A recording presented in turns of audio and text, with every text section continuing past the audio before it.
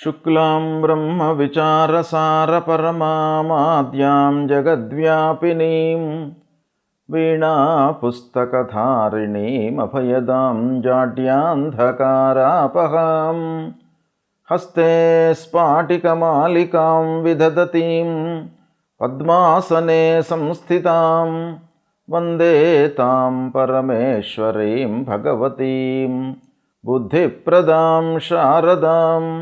శ్రీ మహాగణాధిపతయే నమః. శ్రీ మహాసరస్వత్యై నమః. శ్రీ గురుభ్యో నమః. 2026వ సంవత్సరంలో మకర రాశి జాతకులకు సంవత్సర గోచార ఫలితం ఎలా ఉందో తెలుసుకుందాం.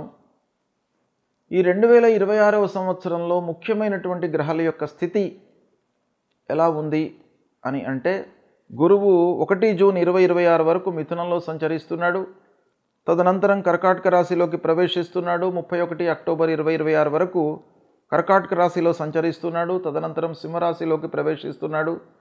24 జనవరి 2027 వరకు సింహరాశిలో సంచరిస్తున్నాడు. ఇక శనైశ్వరుడు మీనరాశిలో సంచరిస్తున్నాడు సంవత్సరం అంతా కూడాను. రాహువు 5 డిసెంబర్ 2026 వరకు కుంభరాశిలో ఉంటూ తదనంతరం మకర రాశిలోకి ప్రవేశిస్తున్నాడు. కేతువు 5 డిసెంబర్ 2026 వరకు సింహరాశిలో సంచరిస్తూ తదనంతరం కర్కాటక రాశిలోకి ప్రవేశిస్తున్నాడు. ఈ విధంగా గ్రహస్థితి ఉంది. అయితే ఈ గ్రహస్థితి మకర రాశి జాతకులకు ఎలా ఉంది అనే విషయాన్ని మనం చూసినట్టయితే, గురువు ప్రథమంగా 6వ స్థానంలో సంచరిస్తున్నాడు. తదనంతరం 7వ స్థానంలోకి ప్రవేశిస్తున్నాడు. తదనంతరం 8మంలోకి ప్రవేశిస్తున్నాడు. అంటే గురువు 6, 7, 8 స్థానాలలో సంచరిస్తున్నాడు. 7వ స్థానం చాలా అనుకూలంగా ఉంటుంది గోచార రీత్యా. అది సంవత్సరం మధ్యకాలంలో 7వ స్థానంలో ఉంటున్నాడు. శనీశ్వరుడు 3వ స్థానంలో గోచార రీత్యా అనుకూలమైనటువంటి స్థానంలో ఉన్నాడు. రాహు ద్వితీయం, కేతువు 8వ స్థానంలో ఉన్నాడు, ప్రతికూలంగా ఉన్నారు. ఈ విధంగా ఈ స్థానాలలో ఈ ముఖ్యమైనటువంటి గ్రహాలు సంచరిస్తున్నాయి. అయితే ఈ సంచారం మూలకంగా మనకు ఈ ఫలము ఎలా ఉంది అనేటువంటి విషయాన్ని మనం చూసినట్టయితే, శని చాలా అనుకూలంగా ఉన్నాడు ఈ సంవత్సరం. మకర రాశి వారికి రాశ్యాధిపతి అయినటువంటి శని గోచార రీత్యా 3వ స్థానంలో ఉన్నాడు, చాలా శుభస్థానంలో ఉన్నాడు. కనుక శని మూలకంగా మనకు మీరు పడేటువంటి కష్టానికి తగిన ప్రతిఫలము ఈ సంవత్సరము ఉంటుంది. మీరు కొంత శ్రమించినట్టయితే దానికి రెట్టింపు ఫలితం మీరు పొందేటువంటి అవకాశం బాగా కనబడుతుంది. శని మూలకంగా ఉద్యోగంలో స్థిరత్వం ఉంటుంది, రావాల్సినటువంటి డబ్బు చేతికి అందుతుంది. సమయానికి చేతిలో డబ్బు ఉండడం మూలకంగా మీరు సుఖమయంగా ఈ సంవత్సరాన్ని గడుపుతారు. వ్యాపారము లాభదాయకంగా కొనసాగుతుంది. ఆదాయము ఓవరాల్గా పెరుగుతుంది. కుటుంబ బాధ్యతలు మట్టుకు పెరుగుతాయి. కుటుంబంలో ఉన్నటువంటి సోదరులు, సోదరీమణులు, పిల్లలు, వీళ్ళ యొక్క బాధ్యత, కుటుంబ పెద్దలు, తల్లిదండ్రులు, వీళ్ళందరి యొక్క బాధ్యత పెరిగేటువంటి అవకాశాలు బాగా ఉన్నాయి. దాంపత్యంలో మట్టుకు కొంత సర్దుబాట్లు ఈ సంవత్సరము అవసరము. అంటే భార్యాభర్తలు కొంత అవగాహనతో ముందుకు వెళ్ళాలి, ఫ్లెక్సిబుల్గా ఉండాలి. అనవసరమైనటువంటి డిస్కషన్స్లోకి వెళ్లకుండా ఉన్నట్టయితే మీకు దాంపత్యము అనుకూలంగా ఉంటుంది. పిల్లల భవిష్యత్తు చాలా బాగుంటుంది ఈ సంవత్సరం. వాళ్ళ విషయంలో మీరు మంచి నిర్ణయాలు తీసుకుంటారు. చదువు లోపల కానివ్వండి, వాళ్ళ యొక్క ఉద్యోగము, సెటిల్మెంటు, హయ్యర్ ఎడ్యుకేషన్ విషయంలో అన్ని రకాలుగా మీకు బాగా కలిసి వస్తుంది ఈ సంవత్సరము. ఇకపోతే ఆరోగ్య విషయంలో కొంత జాగ్రత్తలు తీసుకోవాలి. సంవత్సరం చివరి లోపల 8మంలో గురువు ఉన్నాడు. ఆ సమయంలో రాహు కేతువులు కూడాను కుటుంబ 8మ స్థానంలో ఉన్నారు కనుక మీకు వర్క్ లోడ్ మూలకంగా శారీరక శ్రమ ఎక్కువగా ఉండేటువంటి అవకాశం కనబడుతుంది. కనుక ఆరోగ్యాన్ని నిర్లక్ష్యం చేయకూడదు అనేటువంటి విషయం మనకు ఈ సంచారం మూలకంగా తెలుస్తుంది. ఓవరాల్గా మీరు రుణ విముక్తులవుతారు. పూర్వము తీసుకున్నటువంటి అప్పులను రీపే చేస్తారు. ఆస్తులను ఈ సంవత్సరం కొనుగోలు చేసేటువంటి అవకాశాలు ఉన్నాయి. స్థిరాస్తులు, చరాస్తులు, భూములు, వాహనాలు, నగలు ఇలాంటివి కొనుగోలు చేసేటువంటి అవకాశం బాగా కనబడుతుంది. ప్రయాణము లాభిస్తుంది. ఓవరాల్గా శత్రువులపై విజయము, కోర్టు వ్యవహారాలు అనుకూలంగా ఉంటాయి. గురు కటాక్షంతో సంవత్సరం మధ్య లోపల ధైర్యంతో నిర్ణయాలు తీసుకుంటారు. కొత్త అవకాశాలు వస్తాయి. పెట్టుబడులు ఫలిస్తాయి. అంటే పూర్వం పెట్టినటువంటి పెట్టుబడుల మూలకంగా మీకు లాభాలు ఈ సంవత్సరం మీరు అందుకుంటారు. మానసికంగా స్థైర్యంగా ఉంటారు. ఉద్యోగస్తులకు కొంత మార్పు కనబడుతుంది. ఉద్యోగంలో, సమాజంలో గౌరవ మర్యాదలు లభిస్తాయి. కుటుంబ పెద్దల యొక్క ఆశీస్సులు ఈ సంవత్సరము ఉంది. ధార్మిక చింతన మీకు పెరుగుతుంది. గురువులను సందర్శించుకుంటారు. దైవ భక్తితో ఈ సంవత్సరం గడుస్తుంది. సంవత్సరం చివరి లోపల మీకు బాగా కలిసి వచ్చే అవకాశము ఉంది. కాకపోతే ఈ రాహువు, కేతువు, అష్టమ గురువు మూలకంగా మీ లోపల ఈ సంవత్సరము ప్రణాళికాయుతంగా పనులు చేయాలి అనేటువంటి ఒక ఇండికేషన్ కనబడుతుంది. అంటే మీరు ప్రిపేర్ అయి పనులు చేయాలి. ప్రణాళికాయుతంగా అంటే ప్రోగ్రాం వేసుకోవాలి. ఏ పని చేయాలన్నా కూడాను ముందు వెనుక ఆలోచించి మీరు చేసినట్టయితే సత్ఫలితాలను పొందే అవకాశం కనబడుతుంది. ఓవరాల్గా మనకు ఈ మకర రాశి వారికి శని భగవానుడి యొక్క అనుకూలత ఉంది. గురువు మధ్యలో అనుకూలంగా ఉన్నాడు కాబట్టి ఒక 60%, 65% వరకు శుభ ఫలితాలు గోచరిస్తున్నాయి. అయితే ఏ గ్రహాలు మీకు ప్రతికూలంగా ఉన్నాయి అనే విషయాన్ని మనం చూసినట్టయితే గురువు, రాహు, కేతువుల ప్రీత్యర్థమై మీరు పరిహారాలు చేసుకోవడం మంచిది. గురువు కొరకై గురువులను సందర్శించుకోండి. దత్తాత్రేయ స్వామిని కొలవండి. దక్షిణామూర్తి స్తోత్ర పారాయణం చేయండి. రాహుకేతువుల విషయమై మీరు అమ్మవారి దేవాలయానికి వెళ్ళండి. అమ్మవారిని సందర్శించుకునే సమయం లోపల దుర్గే స్మృత హరతి భీతిమశేష జంతో స్వస్థై స్మృత మతిమతీవ శుభాన్ దదాసి దారిద్ర్య దుఃఖ భయహారిణికా త్వదన్య సర్వోపకార కరణాయ సదార్ద్ర చిత్త అనేటువంటి ఈ స్తోత్రాన్ని పఠిస్తూ అమ్మవారిని సేవించండి. తప్పకుండా మీకు అనుగ్రహం లభిస్తుంది. 2026వ సంవత్సరంలో మకర రాశి జాతకులకు సంవత్సర గోచార ఫలితం ఎలా ఉందో తెలుసుకుందాం. ఈ 2026వ సంవత్సరంలో ముఖ్యమైనటువంటి గ్రహాల యొక్క స్థితి ఎలా ఉంది అని అంటే, గురువు 1 జూన్ 2026 వరకు మిథునంలో సంచరిస్తున్నాడు.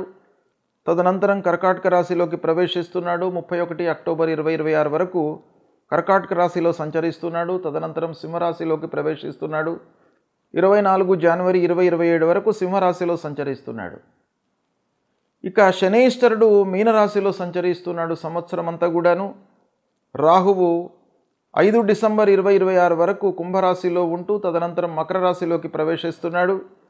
కేతువు 5 డిసెంబర్ 2026 వరకు సింహరాశిలో సంచరిస్తూ తదనంతరం కర్కాటక రాశిలోకి ప్రవేశిస్తున్నాడు. ఈ విధంగా గ్రహస్థితి ఉంది. అయితే ఈ గ్రహస్థితి మకర రాశి జాతకులకు ఎలా ఉంది అనే విషయాన్ని మనం చూసినట్టయితే, గురువు ప్రథమంగా షష్టమ స్థానంలో సంచరిస్తున్నాడు. తదనంతరం సప్తమ స్థానంలోకి ప్రవేశిస్తున్నాడు. తదనంతరం అష్టమంలోకి ప్రవేశిస్తున్నాడు. అంటే గురువు 6, 7, 8 స్థానాలలో సంచరిస్తున్నాడు. 7వ స్థానం చాలా అనుకూలంగా ఉంటుంది గోచార రీత్యా. అది సంవత్సరం మధ్యకాలంలో 7వ స్థానంలో ఉంటున్నాడు. శనీశ్వరుడు 3వ స్థానంలో గోచార రీత్యా అనుకూలమైనటువంటి స్థానంలో ఉన్నాడు. రాహు ద్వితీయం, కేతువు అష్టమ స్థానంలో ఉన్నాడు, ప్రతికూలంగా ఉన్నారు. ఈ విధంగా ఈ స్థానాలలో ఈ ముఖ్యమైనటువంటి గ్రహాలు సంచరిస్తున్నాయి. అయితే ఈ సంచారం మూలకంగా మనకు ఈ ఫలము ఎలా ఉంది అనేటువంటి విషయాన్ని మనం చూసినట్టయితే, శని చాలా అనుకూలంగా ఉన్నాడు ఈ సంవత్సరం. మకర రాశి వారికి రాశ్యాధిపతి అయినటువంటి శని గోచార రీత్యా 3వ స్థానంలో ఉన్నాడు. చాలా శుభస్థానంలో ఉన్నాడు. కనుక శని మూలకంగా మనకు మీరు పడేటువంటి కష్టానికి తగిన ప్రతిఫలము ఈ సంవత్సరము ఉంటుంది. అంటే మీరు కొంత శ్రమించినట్టయితే దానికి రెట్టింపు ఫలితం మీరు పొందేటువంటి అవకాశం బాగా కనబడుతుంది. శని మూలకంగా ఉద్యోగంలో స్థిరత్వం ఉంటుంది. రావాల్సినటువంటి డబ్బు చేతికి అందుతుంది. సమయానికి చేతిలో డబ్బు ఉండడం మూలకంగా మీరు సుఖమయంగా ఈ సంవత్సరాన్ని గడుపుతారు. వ్యాపారము లాభదాయకంగా కొనసాగుతుంది. ఆదాయము ఓవరాల్గా పెరుగుతుంది. కుటుంబ బాధ్యతలు మట్టుకు పెరుగుతాయి. కుటుంబంలో ఉన్నటువంటి సోదరులు, సోదరీమణులు, పిల్లలు, వీళ్ళ యొక్క బాధ్యత, కుటుంబ పెద్దలు, తల్లిదండ్రులు, వీళ్ళందరి యొక్క బాధ్యత పెరిగేటువంటి అవకాశాలు బాగా ఉన్నాయి. దాంపత్యంలో మట్టుకు కొంత సర్దుబాట్లు ఈ సంవత్సరము అవసరము. అంటే భార్యాభర్తలు కొంత అవగాహనతో ముందుకు వెళ్ళాలి, ఫ్లెక్సిబుల్గా ఉండాలి. అనవసరమైనటువంటి డిస్కషన్స్లోకి వెళ్లకుండా ఉన్నట్టయితే మీకు దాంపత్యము అనుకూలంగా ఉంటుంది. పిల్లల భవిష్యత్తు చాలా బాగుంటుంది ఈ సంవత్సరం. వాళ్ళ విషయంలో మీరు మంచి నిర్ణయాలు తీసుకుంటారు. చదువు లోపల కానివ్వండి, వాళ్ళ యొక్క ఉద్యోగము, సెటిల్మెంటు, హయ్యర్ ఎడ్యుకేషన్ విషయంలో అన్ని రకాలుగా మీకు బాగా కలిసి వస్తుంది ఈ సంవత్సరము. ఇకపోతే ఆరోగ్య విషయంలో కొంత జాగ్రత్తలు తీసుకోవాలి. సంవత్సరం చివరి లోపల అష్టమంలో గురువు ఉన్నాడు. ఆ సమయంలో రాహు కేతువులు కూడాను కుటుంబ అష్టమ స్థానంలో ఉన్నారు గనక మీకు వర్క్ లోడ్ మూలకంగా శారీరక శ్రమ ఎక్కువగా ఉండేటువంటి అవకాశం కనబడుతుంది. కనుక ఆరోగ్యాన్ని నిర్లక్ష్యం చేయకూడదు అనేటువంటి విషయం మనకు ఈ సంచారం మూలకంగా తెలుస్తుంది. ఓవరాల్గా మీరు రుణ విముక్తులవుతారు. పూర్వము తీసుకున్నటువంటి అప్పులను రీపే చేస్తారు. ఆస్తులను ఈ సంవత్సరం కొనుగోలు చేసేటువంటి అవకాశాలు ఉన్నాయి.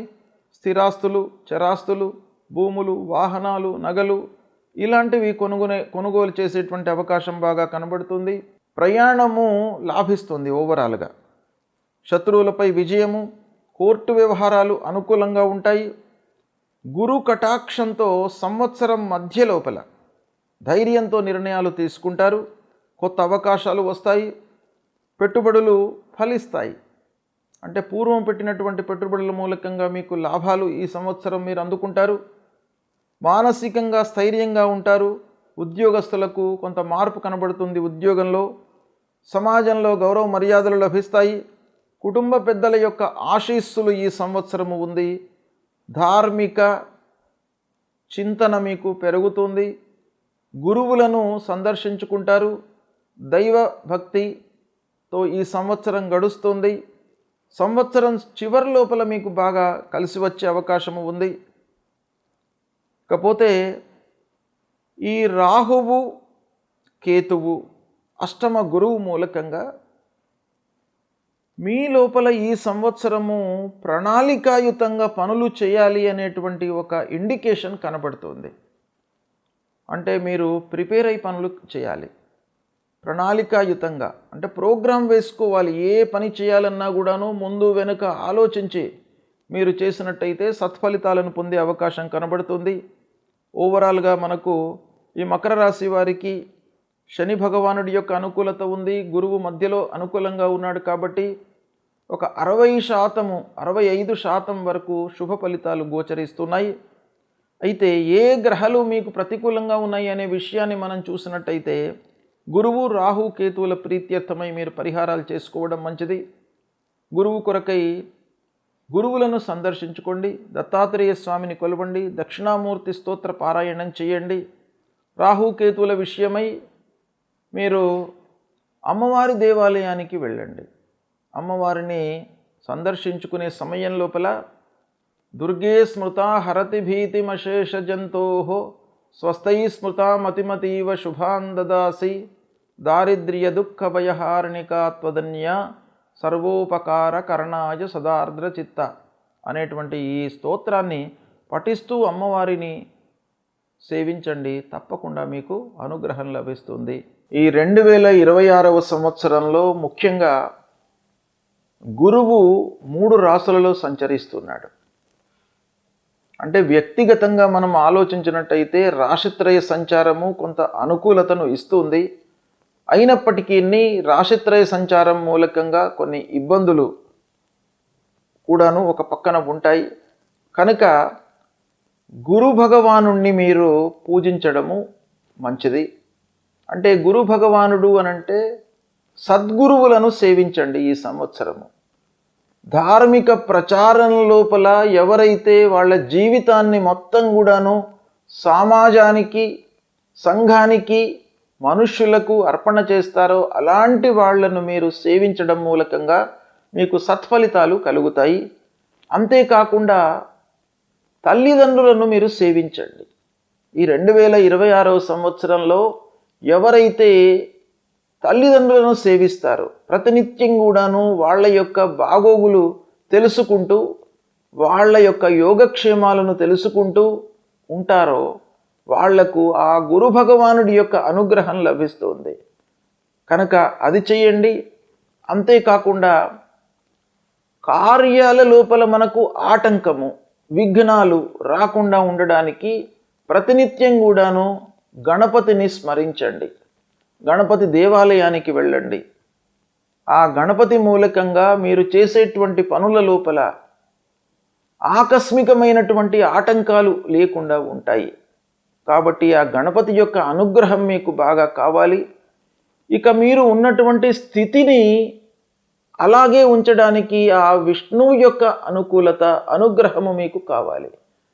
కాబట్టి విష్ణు సహస్రనామ పారాయణం చేయండి. శ్రీమన్నారాయణుణ్ణి మీరు కొలవండి ప్రతినిత్యం కూడాను. తప్పకుండా మీకు ఒక మంచి స్థితిని ఇస్తాడు ఈ సంవత్సరం మొత్తం కూడాను. అదేవిధంగా ఐశ్వర్య ప్రదాత అయినటువంటి ఆ శివుణ్ణి కూడాను మీరు అర్చించండి. ఈ సంవత్సరం మొత్తం కూడాను మీకు అందుబాటులో ఉన్నటువంటి దేవాలయానికి వెళ్ళండి. అక్కడ శివుడికి అభిషేకం చేయడము, బిల్వార్చన చేయడము, పంచామృతములతో అభిషేకం చేయడం మూలకంగా ఆ శివుని యొక్క అనుగ్రహంతో మీకు ఐశ్వర్యము కలుగుతుంది. ఐశ్వర్యం అంటే సంతానం లేనటువంటి వాళ్లకు సంతానాన్ని ఇస్తాడు. ఏదైతే మీరు అభీష్ట కార్యసిద్ధి మీ మనసులో ఏదైతే పెట్టుకుని ఆ భగవంతుడి దేవాలయానికి వెళ్ళి భగవంతుణ్ణి కొలుస్తారో ఆ కోరికలను తీరుస్తాడు. కాబట్టి ఇవన్నీ కూడాను మీరు చెయ్యండి. గ్రహస్థితి ఒక రకంగా అనుకూలంగా ఉన్నా ప్రతికూలంగా ఉన్నప్పటికీ ఆ పరిహారం రూపంలో మనం భగవంతుణ్ణి ప్రతినిత్యం కూడాను కొలిచినట్టయితే మీకు అన్ని విషయాలలో మంచి ఫలితాలను ఆ భగవంతుడు మీకు ప్రసాదిస్తాడు. మీరు భగవంతుణ్ణి నమ్మండి, దేవాలయానికి వెళ్ళండి, దేవుణ్ణి కొలవండి. తప్పకుండా మీకు మంచి ఫలితాలు ఈ 2026వ సంవత్సరంలో కలుగుతాయి.